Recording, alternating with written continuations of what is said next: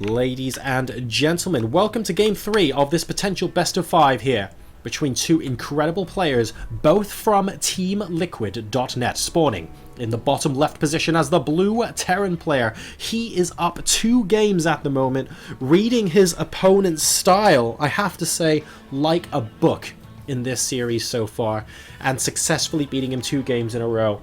Can he do it a 3rd time and finish the clean sweep? It's Liquid Bunny. His opponent, one of the most revered non-Korean players in the StarCraft II scene, arguably one of the highest ranked foreigners in the world, especially when you look at that WCS ranking. What can he do here though, because he is on the brink of losing this final and needs to win 3 games in a row. He's Liquid Snute.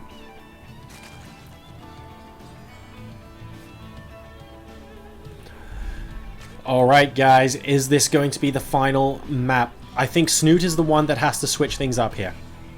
Bunny has just played a solid game, but he's played a solid game where he's been attacking the style that Snute seems to favor. When he switches into swarm hosts, he's been abusing the lack of other units to protect them.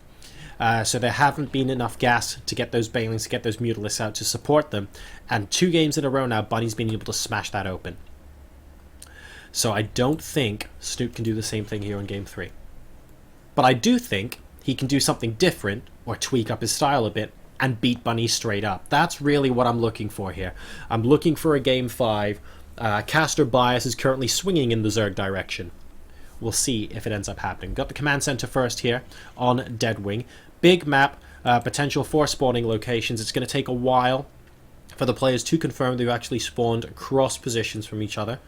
So got the hatch into pool and gas coming out of here from Snute. We'll at least be able to spot his opponent isn't in the bottom right immediately. Will take a little bit longer to spot the top left. In fact, this Overlord's actually just in a little tactical position here to try and spot units that come by and scout. Maybe he'll be able to sort of sneak out a queen or something and try and kill off a scouting SCV on the edge of creep or something like that. No, he's actually going to be on the move again, and he's looks like he's going to immediately is what I meant to say, to the bottom left position. So he's smelling a cross position spawn. And he changes direction again. He's just trolling me now. Alright, he's keeping it versatile. That Overlord could go either way, but isn't going to go immediately via the natural expansion here. So minimizing the risk a Marine can take it out if he goes straight there in a beeline. For now though, Zerglings just going to be sharpening their teeth on this debris. We got Zergling speed on the way as well. Everything looks pretty hunky-dory. And we have a barracks followed by a factory coming out from Bunny. And surprisingly, I'm going to guess that's a reactor rather than a tech lab. So we're going to see Hellions coming out of our Terran player for the 3rd game in a row. To be fair, it's worked from pretty darn well so far. So who can complain that he's going it again?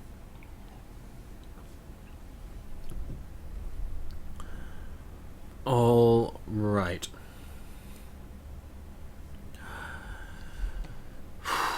Where are we going with this? We've got the 3rd base down now for Liquid Snute. He's making another round of drones. Going up now to give or take about 35 workers. Bunny's still on about 25. He's actually making his 3rd command center very, very quickly indeed.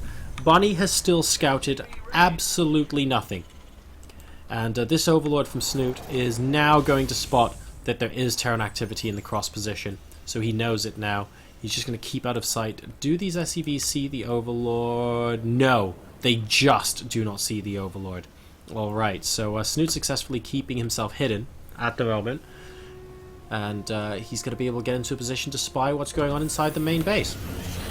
And interestingly, we have the first 2 Hellions coming out, followed by an immediately switching up back into Marines and tanks. So it's only the 2 Hellions this game. He sees the factory with the Overlord actually producing something with the tech lab attached to it. And he's actually allowing himself to be seen by the Terran player now, so there's a chance that Bunny thinks that he spawned in the bottom right. Oh, never mind, not anymore, as these Hellions are able to see the third base. And this whole sharpening of the teeth thing looks like it's getting out of hand, because they've multiplied a lot since we last saw them, guys. These Zerglings really need to calm down a little bit. And, okay, so they're going to be able to break down those rocks and easily defend the third base. And we see no starport on the tech lab. I want to point that out. So this Overlord hasn't seen it, and we're not going to see it by the looks of things. It's just going to be a medevac, potentially for a very quick drop. We've got a siege tank coming up here. Are we going to see Marines pop into it as well? It doesn't look like it. I think those extra spaces are going to be reserved for these Hellions. So we have the Pillar of Mysterious Green Fire over here in the middle of the map, and this time, guys, we have it a switch up from Snute. We have the Baneling Nest here, as you can see in the corner. So he is going to be going into a different style, double evolution chamber and Baneling Nest coming out of our Zerg player here in game number 3. The medevac with just a single siege tank, I'm not sure if he thinks this is Legacy of the Void just yet, is moving out across the right hand side of the map, and oh good god, this number of queens. Alright, it's just going to drop it on the ledge there, and this is a fantastic location actually. Just wow. Unfortunately, an Overlord is going to grant vision of this, and this number of queens should be able to take the siege tank out. It's down to half health, and the medevac is getting targeted as well. But that's a really cool idea from Bunny. Those of you who want to annoy your opponents in ladder games, well, guess what? That's where to do it on this map. 2 workers killed. So not the greatest number, but definitely better than nothing. And we potentially have round 2 here with this medevac. Are we going to see the same thing? Wow, that looks like the world's scariest meat grinder. That looks like something from Saw 7. I really don't want to have to mess with that. And the tank drops onto creep tumors. I guess that's now a thing. 1 hit point left. He's actually going to be able to force this base to cancel if he's not careful. This base is getting lower and lower, and oh, he won't quite get away with it. Good patience and resolve from Snute there to prevent this 4th base from being cancelled. The tank is now going to siege over here, another very annoying place to be, but at least he's not within range of anything just yet. And these Lings, oh, these Lings are definitely within range of it. Dear, oh dear, this tank is a goner. Medevac's going to have to go home empty-handed, and the 3rd command center is now mining for Liquid Bunny.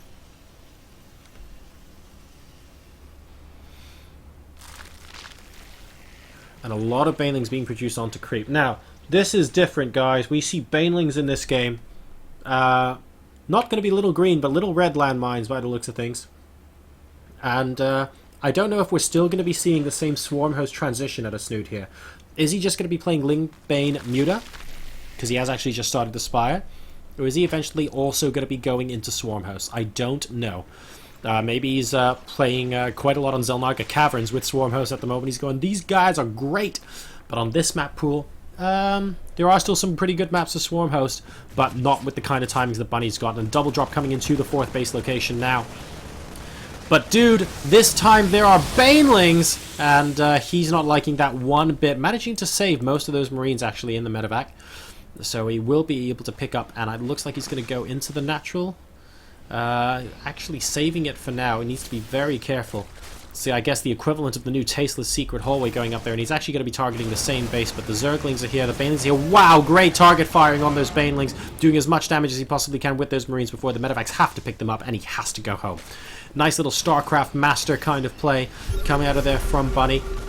And he's letting Snute know he's still there as well. He's only dropping the Marines on the very edge of creep, and he is constantly killing those creep tumors as well, so he's letting his opponent know he's still there, not going anywhere. He's now dropping back up into the 4th base location. How annoying is this going to get? But a huge round of drones, though, being made by Snute. He's being very, very calm and collected about this. 14 drones incoming, and that's actually going to take him up to something like 86 drones. Yeah, there we go. So he's going up to Ling Bling Muta now. Absolutely no sign of Swarm Host here in game number 3. His creep spread has actually been immaculate, and he's going to be reaching the middle watchtowers in just a second.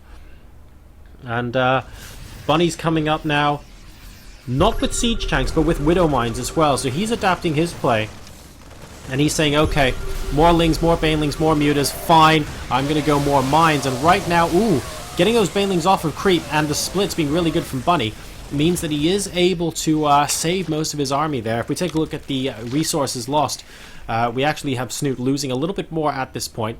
The rest of the army now moving out towards the watchtower, just leaving a single Marine there.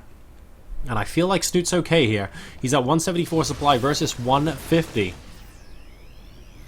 Bunny now moving back onto creep. There is the scan, constantly clearing this creep. Snute constantly spreading it, so both players just being very, very active out on the map. Having to stim to get away from a lot of these banelings and, ooh, Zerglings. But some great baneling hits against those Marines that were up against the wall. And Bunny is now in full-scale retreat. Those Widow Mines are only going to kill singular Zerglings. What great splitting coming out from Snute. He's really showing off his micro now.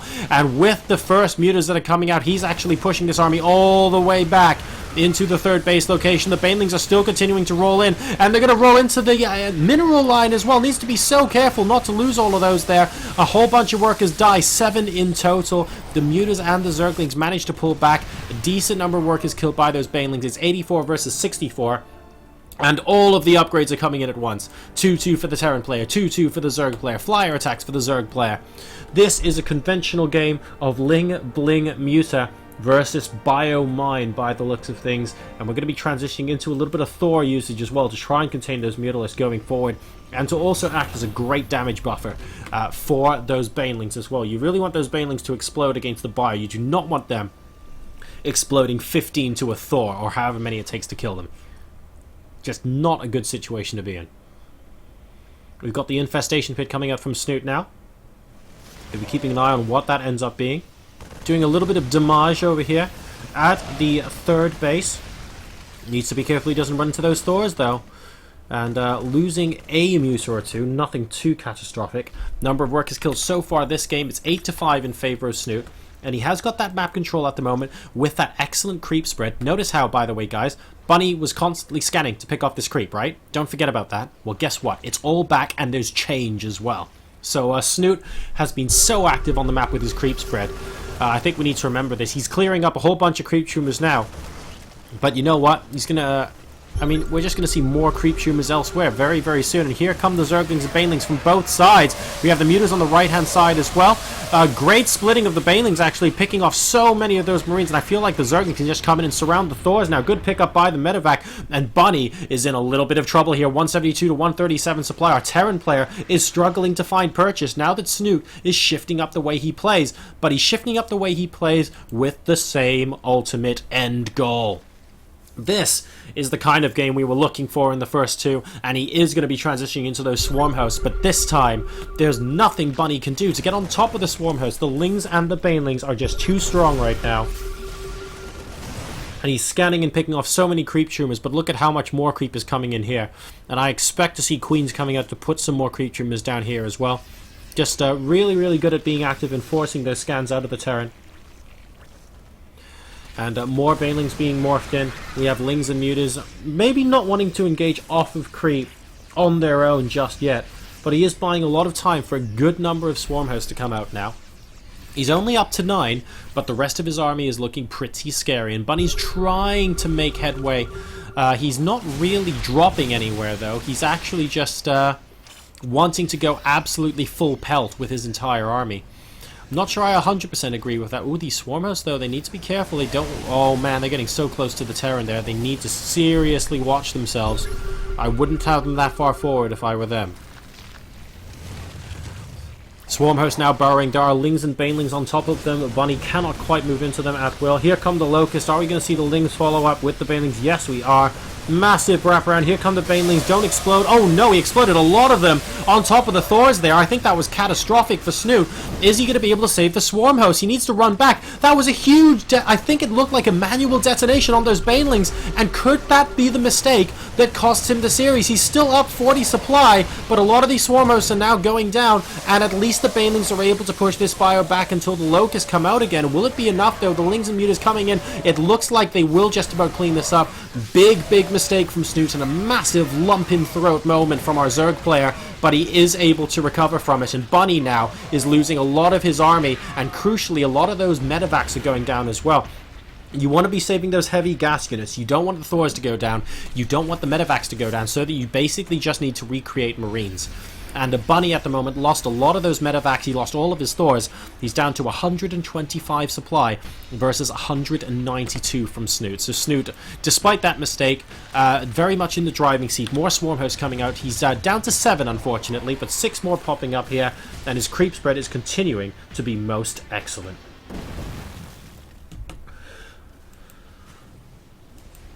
Right, so we got a Planetary Fortress 4th, and we're attempting to land a 5th now from Bunny.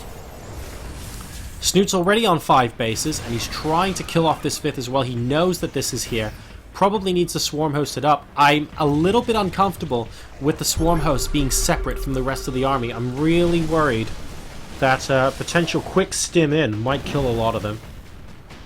But he knows what he's doing, and he's in a lot more comfortable of a position this game than he was last game. So let's see where he's going to be going with this. I mean, the 5th base is now going up. It's actually a planetary fortress here. Bunny being so careful right now. He's actually back up to 181 supply. That scan reveals where all of the swarm hosts are. So Bunny's thinking about moving in. Swarm host moving back, just trying to bait the Terran in and saying, look, I'm going to spread creep. I want to fight on creep. These swarm hosts are just going to constantly annoy you. And while they're annoying you, my Lings and Banelings are going to get ready to absolutely wreck you. And I like that philosophy. We've got the adrenal glands coming in. 3 3s coming in as well for the Zerglings and Banelings. So, Bunny can't afford to sit back and do nothing for the rest, until this army gets to his doorstep. I feel like that's just going to give a massive advantage to Snute. At the same time, though, it's really hard to fight this head-on on creep. I mean, the Swarmers are just doing a good job of being active right now. There's a lot of scans coming out from Bunny, but needs to do something with them. And right now, he's moving out, trying to bypass the Swarmers. I'm not sure it's going to work. The Locusts are still coming in regardless, and the Terran is going to be taking damage from them. A massive stim. No danger of losing all the energy on the medevacs yet, I guess. And he's trying to come in to attack the Swarmers. Where are the Lings? Where are the Banelings? He needs to push them back now. 1 or 2 of the Swarmers actually go down. Need to be careful of the Widow Mines, though. They could end up being huge hits. One of them gets a great hit, and the rest of the army managing to drive them back. But now we've got these guys. They're right next to the Swarm Host. They're going to kill off so many of them, and the Banelings are nowhere to be found. Number of Swarm Hosts in this game dwindling at the moment. We're actually down to 7 once again, and Bunny, with some fantastic micro, kills them off. But it is at the cost of most of his army. It's 196 supply versus 125 once again. And 3-3 bio is good, guys, but you don't want to be throwing too much of it away here. And I'd say both players are just trading as hard as they can right now. Snute still has control of the middle of the map, though. He's still expanding on the right-hand side. You can see here at the 3 and 4 o'clock expansions, he does seem to be keeping control. And that's a lot of Banelings morphing in. Snute's not going to make the same mistake again. Up to 9 Swarm Hosts, but up to approximately infinity Banelings here. And the Mutalisks are now going to harass the Planetary Fortress, because why the heck not? You're prepared against Swarm Hosts? Well, fine. Are you prepared against air? All of these units are coming together now to work as one for Snute. He is maxed out versus the 150. He's decided that now is a good time to take this base, and this number of Banelings is not something to laugh about. He's moving forward. He's not... Oh, wow, he's actually detonating some of them against the Thor. The bunker goes down. The worker supply and the natural expansion is getting hit very hard here, and this orbital command is not long for this world. There are too many units underneath to repair. It's going to go down. Another wave of Banelings is coming in, and Snute is looking like he is taking a decisive advantage here in game number 3. It's 181 to 108 supply right now. 20 more workers have been killed, 74 to 44, and the map is purple with creep. These swarm hosts now, except for Fred doesn't want to participate in this battle, is going to be harassing this planetary fortress as well. And Fred, well, Fred's off doing his own thing. This guy's Walter Missy right here. He doesn't get... Oh, dear!